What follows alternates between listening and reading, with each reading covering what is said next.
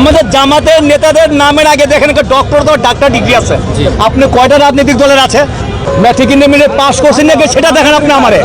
আমাদের জামাতের নেতাদের নামের আগে দেখেন ডক্টর তো ডাক্তার ডিগ্রি আছে। আপনি কয়টা রাজনৈতিক দলের আছে? ঠিক আছে নাই, এই তো তো ওই ঠিক আছে। আমার ঢাকা মহানগর দক্ষিণের সেক্রেটারি দেখেন তার নামের আগে কি আছে, ডক্টর মাসুদ।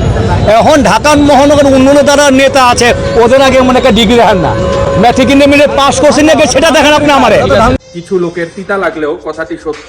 বেশিরভাগ অশিক্ষিত ও মূর্খরা বিএনপি করে, না বুঝে লাফালাফি করে। এই মূর্খ দেশকে কিভাবে এগিয়ে নিয়ে যাবে? অন্ধবিশ্বাস বাদ দিয়ে বাস্তবতা বোঝা উচিত। সমস্ত খুন, ধর্ষণ, চাঁদাবাজি একেবারে নির্মূল করতে কুরআন সুন্নাহ এর কোনো বিকল্প নেই।